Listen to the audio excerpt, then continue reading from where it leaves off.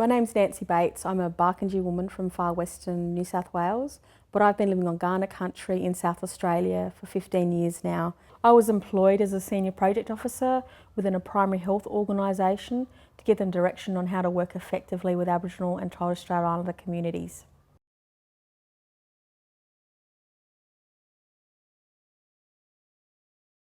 The organisation that I was working for wanted to have a cultural competency program because we had specific Aboriginal and Torres Strait Islander health targets to meet. The vision in building cultural competency training into the organisation for non-Aboriginal staff was that all staff within the organisation I worked with, regardless of their background, were able to work confidently and effectively with Aboriginal and Torres Strait Islander people.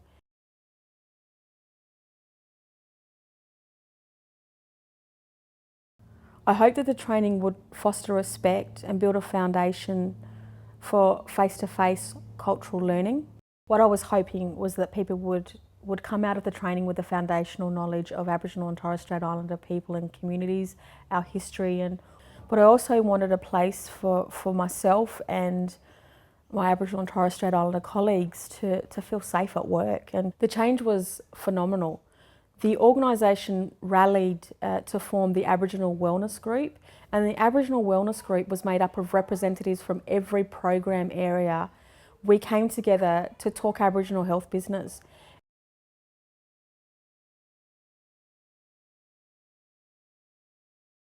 A really busy organisation starting up with a heavy workload just doesn't have the time to take a week out for face-to-face training. So this training allowed people to be able to actually sit at their desk and bite off the training in chunks. So they could do as little as much as they could or wanted to do.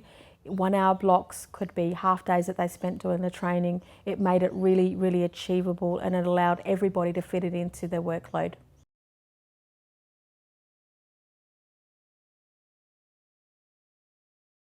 When you're accessing online training, I guess the worry is that there wouldn't be a strong enough narrative coming through in the training for people to experience that shift on a personal level and have a greater understanding of the narrative of Aboriginal and Torres Strait Islander people. Pretty quickly, the fear that I had just washed away because people were just loving the training and getting so much out of it. We started with a small group in executive and management, and from the response of executive and management, I understood that, you know, people were having a huge shift in the way that they were viewing Aboriginal and Torres Strait Islander people and culture and our history. So that's when I understood that the training could take people on a journey of learning and understanding and feeling.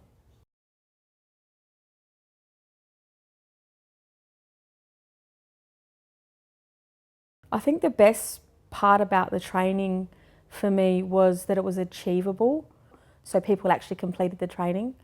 The other thing was, I've got to say, it was affordable. So you're working in a space where budgets are limited. You've got to be able to afford to roll this training out, and it was affordable.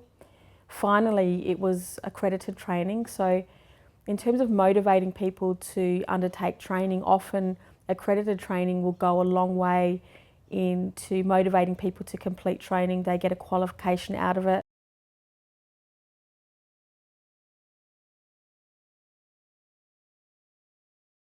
I didn't expect such an overwhelming response from staff members.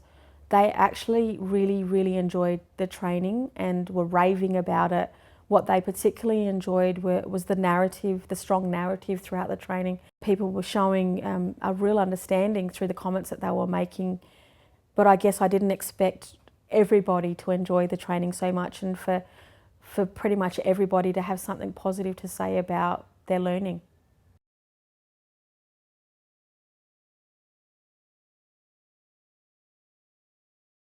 From an organisational perspective, we were able to be part of significant events and dates across the calendar year, such as we were part of NAIDOC celebrations, being able to have a stall and give out information, health information, be on hand to provide immunisations at community events where Aboriginal people come together.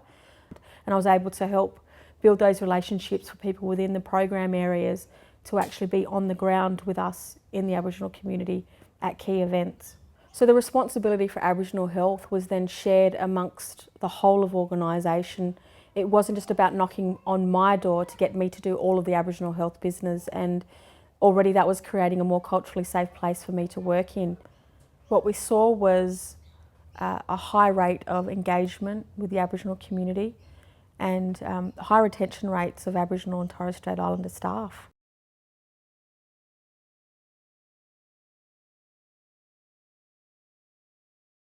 The attitudinal shift was just amazing. People were actually starting to educate themselves on the contemporary issues faced by Aboriginal and Torres Strait Islander people.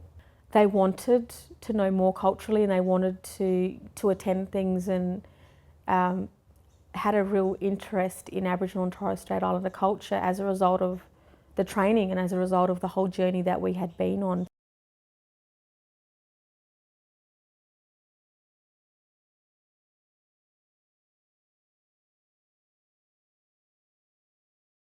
Aboriginal people started having a good experience and telling other mob about that, and so people then were coming in and using the services and staying within the services because they're actually helping. When we started as an organisation and within the communities that we were working with, we had the third lowest rate in Australia. When we finished, we had rates above that of the non-Aboriginal population.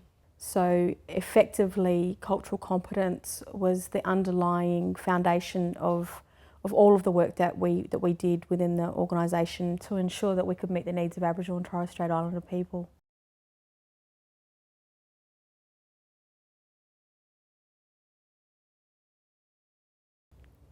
I would say to organisations, you've got to start somewhere.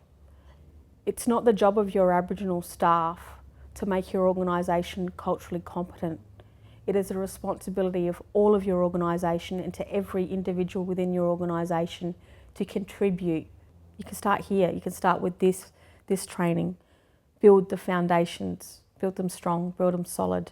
Give some people something to grow from.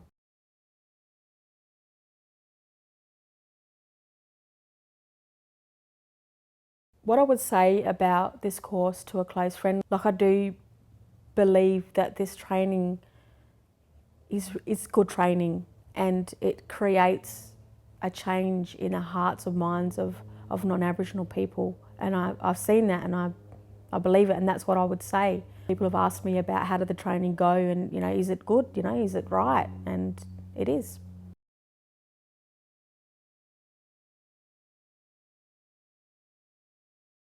To me, cultural competency is absolutely essential to making change and to being useful in people's everyday life. Before the training, I was one Aboriginal woman working for my mob. After the training, I was one Aboriginal woman working with a whole organisation for our mob.